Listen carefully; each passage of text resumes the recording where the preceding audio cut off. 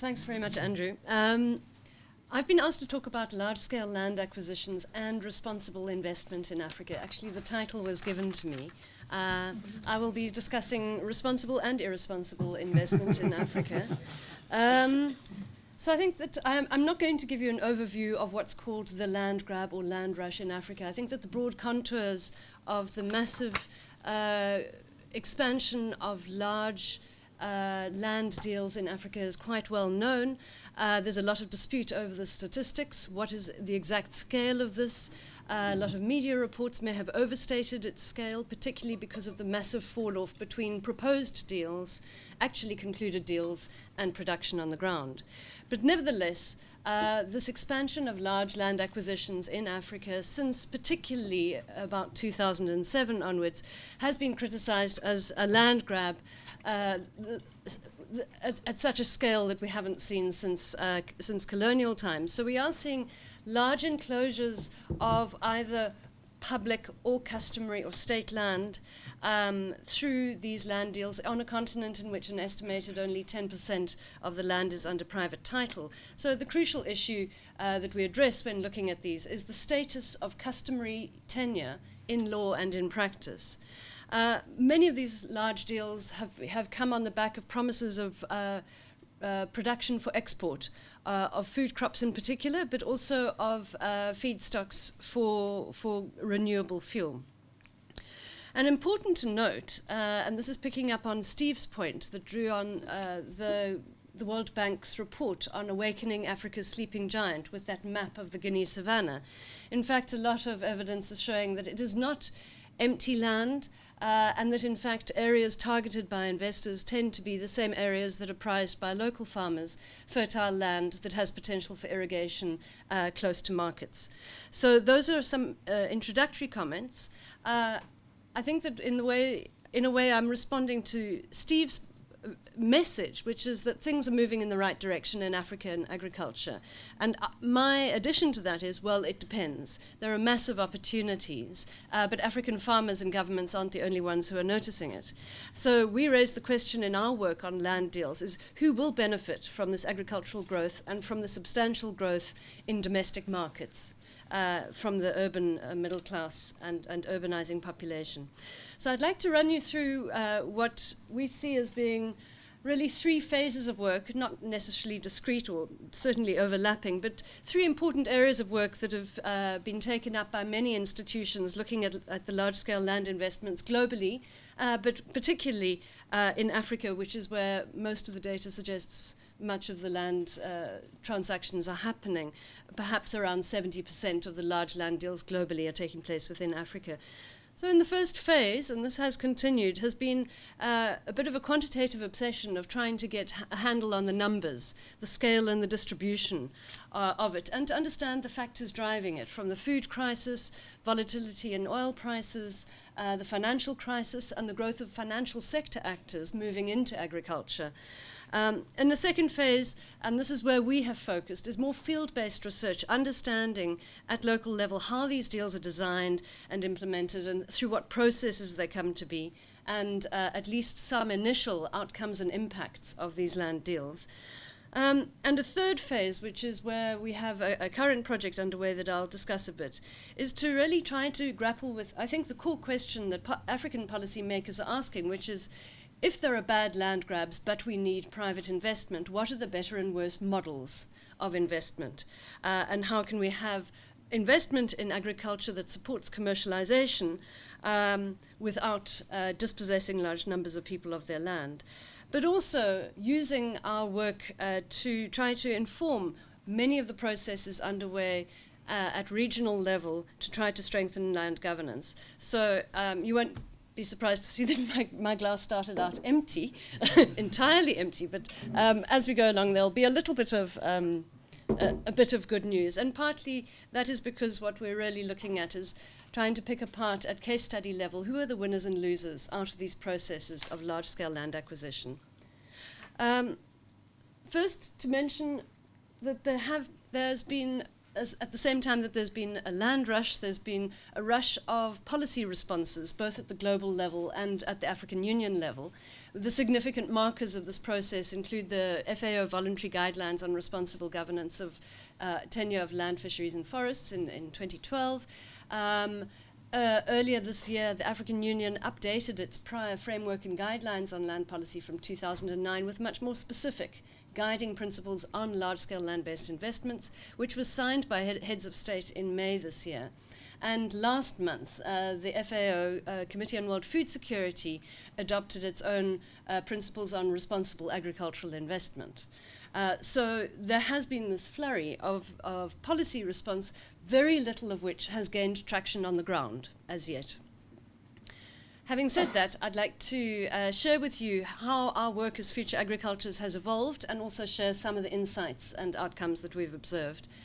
Firstly, to say that, and I must concede that the relative scale of the logo exaggerates our footprint, but to give you a sense of where we've focused, we started out with 5 case studies in Ghana, Nigeria, Kenya, Malawi, and South Africa, and added to that case studies of South African investments in Congo and Mozambique. So part of our work has also been, especially from the side of PLAAS, looking at South African agribusiness capital in the region and South Africa as a conduit or route to African markets and land for multinational capital. We then expanded through a small grants program to 14 further countries. And I must just mention as well, established a small sugar research network focusing on the very significant dynamic of change in southern Africa, which has been in sugar. So we're looking at 7 countries and looking at the role of 3 very large, predominantly South African, but partly British sugar companies in 7 countries in the region, all of which are using outgrower models. We then expanded also to working with NGOs in 5 countries, you can't see here, but Malawi, Mozambique, Namibia, Zimbabwe, and Zambia.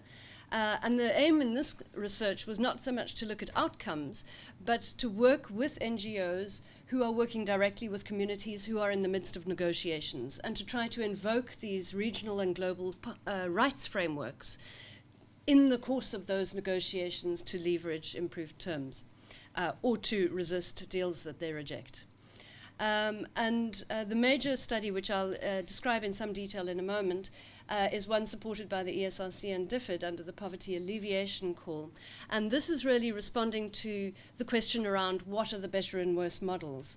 And so we're doing both qualitative and some survey work in Ghana, Kenya, and Zambia. Our key moments of sharing a lot of this work and also drawing together forums where other people have shared their work, also with policymakers, social movements, farmers associations, have been 2 big global land grab conferences in 2011 and 2012, and we produced various special issues of journals. An important partnership that we've built through this process that has both fed into our research and which has provided an audience for our work has been a partnership with the Pan-African Parliament.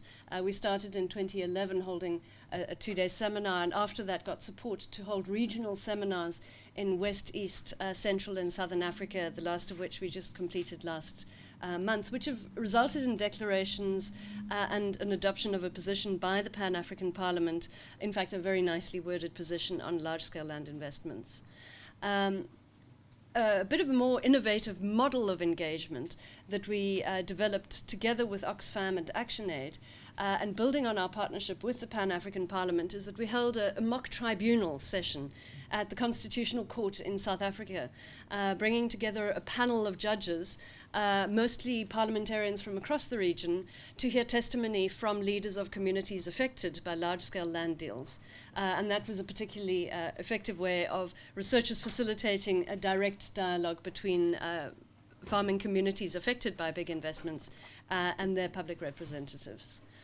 And earlier this year, our major event was a conference on agricultural investment, gender and land in Africa, which was a multi-stakeholder event. And this has also been an important learning for us, that as researchers, we can't finish our research and then go off to find a policy audience. But in fact, co-hosting events and building those partnerships has enabled us to reach audiences we might not otherwise.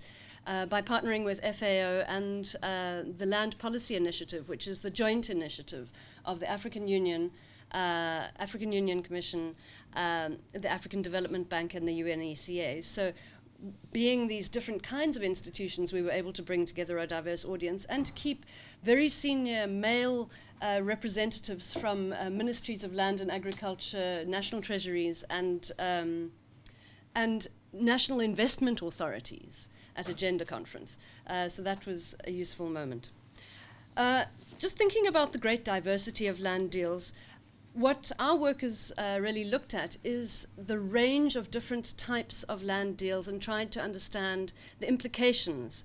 And not to go into any detail here, but just to mention briefly the enormous variety of deals that are taking place in terms of size, their duration, who are the investors, and we've focused very much on the interaction between international investment and local domestic elites and partners in different commodities with different business models, a variety of tenure arrangements, importantly a range of resources that are being accessed. While we talk about land deals or land-based investments, the important resource that's always involved and always implied in contracts is water. And various different kinds of compensation arrangements, which is a key issue that requires policy intervention, and with varying degrees of displacement, ranging from loss of arable land to loss of common property resources, an issue that affects women in particular. And so the broad questions that we've been looking at, and the emphasis is varied across these different projects and partnerships, but broadly we're looking at questions around land tenure and land governance systems and how those shape the terms on which and processes through which these large deals happen. Secondly, the institutional arrangements in the deals and how this changes land relations, the role of the state and the many intermediaries who facilitate these deals, ranging from traditional authorities, district commissioners, a range of important institutions, and cutting across all the projects, questions around livelihoods and food security impacts on local and surrounding populations. And a key issue that I'll expand on a bit in a moment is the issue of rural differentiation, that all of our studies show that not everybody loses out. There are people who benefit at national level, but also within communities, those who are brokers, sometimes the larger landowners, and those who are able to establish partnerships or enterprises linked to big corporate investments. But we've also looked at responses and resistance, and the important question of what are the implications of bringing in large-scale corporate agriculture into environments previously dominated by smallholder agriculture. What does this mean for the structure of agriculture and for class relations? So having said all of that, which is a bit of an overview, I want to share with you just some very general insights from this body of work and then zoom in on a particular project. Firstly, the important point is that, of course, while people talk about the recent land grab, the dynamics that we're seeing aren't entirely new. In fact, in many cases, we're finding that the large land deals are taking place in areas that previously were colonial estates that fell into disrepair during civil wars, then were revived as state farms in the immediate post-independence era that then fell into disrepair through the 70s and 80s and are now being revived with international capital. So this is an important moment where we need to learn from history in terms of the implications of these various models, whether they be plantation or outgrower or etc. Secondly, these diverse trajectories of land grabbing, that there are the large land deals, but there are also endogenous processes of commercialization. As Steve noted, very active land markets, often with either local farmers becoming more commercial and expanding, or people from urban areas bringing incomes to invest into agriculture. So that is a generalized dynamic of commercialization, of concentration, and of pressure on land that is interacting with the process of large corporate land deals. An important issue, and I think that more work is needed on the variations of outgrower or contract farming models. But our view from a lot of our work is that the optimism that many policymakers have placed in outgrower models as opposed to big plantations is a misplaced one. It's often been seen as a win-win. But there are enormous problems with the terms on which outgrower schemes are established, a lack of transparency in terms of how prices are determined, huge problems with people shifting from food crops into sugar and then not being able to sell, or having harvesting delays from companies. And the important point about what happens to food production when people shift to sugar. What we found in Tanzania, for instance, is that there's a new growing class of commuter farmers, of people who've turned their land over to sugar, but are actually commuting to new lands elsewhere that they've acquired for food production, prompting conflicts with pastoralist communities. An important structural question about what does this mean for the agrarian structure, that in many countries that haven't typically had this dualism of a large-scale commercial farming sector alongside a smallholder sector, such dualism is now being introduced, or where it has existed is being reinforced. And this is particularly a concern because in many of these cases, the absence of a well-defined smallholder sector strategy alongside bringing in big private investment has been missing. One of the major arguments, particularly promoted by both development agencies and African governments for bringing in large private investments, has been the possibility of technology transfer to smallholders. And we've typically found that larger operators have not prioritized this in the context where they've been struggling to establish their own operations, but also sometimes the technologies are not directly transferable from large monoculture estates to smallholders who have different types of production systems. So that question of technology transfer needs to be more critically examined. And finally, and this is where there's a bit of water in the glass, the winners are not only the usual suspects of the big domestic elites, party-affiliated elites, but also from within disadvantaged communities, some people who emerge as brokers finding business opportunities for themselves and sometimes leveraging on behalf of communities more positive engagements with investors. In the time I have remaining, I'm not sure how much that is. You have about another 12 minutes. Okay, wonderful. Then I'd like to share with you the design and logic and also some of the findings from our three-country study. This is Ghana, Kenya, and Zambia, where we've looked at what we see as the three important models of commercialization. And we've looked at large plantations or estates. I'll go into a bit of definition, contract farming, or outgrowing, and also commercial farming areas, by which we mean areas that have a concentration of medium-scale farmers who might be people who have accumulated from smaller scales of operation and are farming commercially. So that is our initial literature review, that we looked at the history of these models within Africa.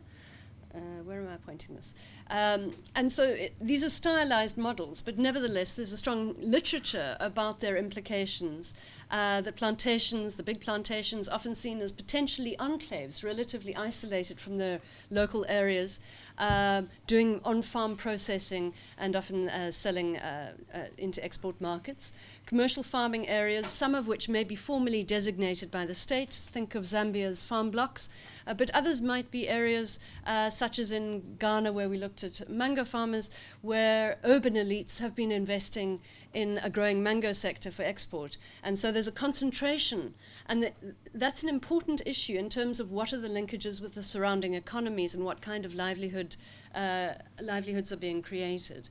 And then thirdly, contract farming, well discussed in the literature, with a range of different permutations in terms of how they're set up, where people might both be farming and selling on contract, employing other people to farm on their own plots, or selling their labor to a nucleus estate or processing facility.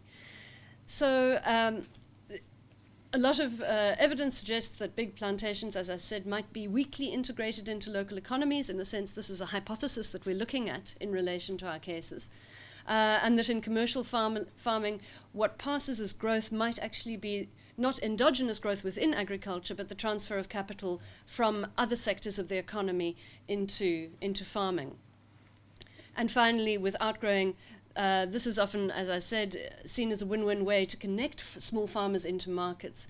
but there's such variations in how this is done, and largely excluding farmers from getting into the downstream aspects of the value chain. I'm just going to skip over that. So in a stylized way, what we're looking at when we look at large-scale land acquisitions in Africa is, in a sense, attempts to commercialize agriculture by importing capital in return for land and labor, bringing in large private investments. And this is very much the logic that is driving the G8's new alliance on food security and nutrition, both transnationally, bringing capital into the country to set up commercial enterprises, but also bringing in, as I said, from other sectors of the domestic economy. But this is happening in tandem with, and sometimes in tension with, processes of accumulation from below, in which smallholder farmers are commercializing and being able to reinvest capital. And so the questions really arise about the ways in which this attempt to bring in capital into agriculture might be impeding, resulting in loss of land and water and other natural resources, but also indirect competition with smallholder farmers. So our methods are at various scales, focusing on local case studies, but also locating those within regions and nationally, and in some cases important regional geopolitical dynamics. So just to give you a flavor of this before ending up, I just want to mention our three cases from each country. In Ghana, we're looking at an oil palm plantation. Again, it was a former state farm. We're looking at an outgrower scheme for fresh-cut fruit, exporting to the European market, and providing substantial employment, and self-employment, and importantly, providing important opportunities for women to expand from food crops into fruit for export. And also mango farmers. This is where urban and political elites, business and political elites, are putting their money into agriculture and are promoting a new dynamic of commercialization in one area. In Zambia, we're looking at Zambif, a South African company involved with grain production in Chiawa, next to the Zambezi. And here we see a large estate being established, but with very little employment creation. We looked at Ilovo's operations at Nakambala, which is an existing operation, but is massively expanding its outgrower scheme.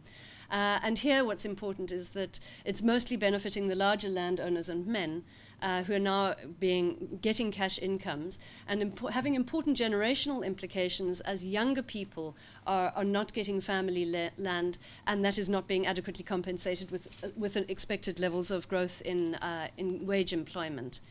And then at Mkushi block, this is obviously a well-established block, but there are also changes and expansions in non-labor intensive forms of production. In Kenya, we're looking entirely in Meru County, and we're looking at one large grain crop farm, which is having relatively positive local effects, but again, was not displacing existing populations. The growth of a local coffee association, which has become an effective way for the local commercial farmers to actually bring in both state and private sector support. For instance, getting facilities for a testing laboratory and tasting center to improve the quality and export prices for their produce. And finally, an outgrow scheme where large numbers of farmers are growing green beans and other high-value horticultural produce for export to the European Union market.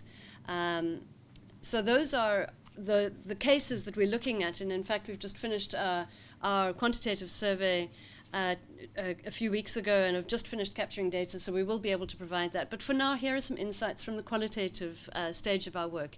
Firstly, in terms of land, the important issue is the significance of these large investments in effectively privatizing public common resources. Not only common resources, also resources held by families. So the important shift away from customary tenure systems to more private titled and freehold arrangements, often through these long-term leases. And there are ongoing contestations about the terms on which those have happened. So the important issue here is that while a lot of these large investments might be legal under national legal codes, there's very little compliance with these rights frameworks from the FAO and African Union. And that's really a huge challenge. Secondly, and importantly, associated with this transaction is the process of land consolidation, which of course was happening anyway, but is now happening at a far grander scale, involving people losing access to land and to water and other resources. Importantly, and often ignored and not compensated for, are the rangelands and commons that people lose. And especially because these are often marginalized communities who rely on rangelands and commons, and of course the issue is highly gendered. Thirdly, there clearly are different trajectories. So these big deals are being introduced in very diverse situations. For instance, in Zambia, a large plantation was brought into an area with low population density, very little displacement, as opposed to in Ghana and Kenya, where there are much higher levels of population density, very different kinds of outcomes, and we expect to see that clearly in our data. Important issue here, and this goes back to the priorities of the World Bank in closing the yield gap between potential output and actual output within Africa, and particularly within the Guinea Savannah Zone, is that some of the area that has been acquired is being put under cultivation and is increasing aggregate output on that land, but much of the land that is being acquired is not under cultivation at all. So the overall picture is in fact quite mixed when it comes to whether or not agriculture is being intensified. One of the issues that hasn't received enough attention in the area of looking at land deals in Africa is the generational issue, and what we're calling the failure of intergenerational transfer, when people either willingly or unwillingly give up their land and the next generation doesn't have that possibility to build a livelihood on it, in a context unlike the context of the urban enclosure of the enclosures within Europe, a context in which there isn't an industrial revolution happening in Africa, there isn't a massive boom to absorb significant numbers of young people in urban centres. An important issue that we would also draw attention to is the way in which it's not just land rights that are being changed, but the actual landscapes themselves, very dramatic changes in landscapes. These pictures come from Kilwa, on the coastal province of Tanzania, where indigenous forests have been clear-cut by a company, allocated a large area of land, some of which was already occupied, and people have been removed from the forest. On the right-hand side, you'll see the trial plot of jatropha that was planted. In fact, it was a small trial plot which was abandoned after 1 year, but the 99-year lease still remains in place. So here we have, under the Tanzanian legal system, a process where village lands are reclassified as state land.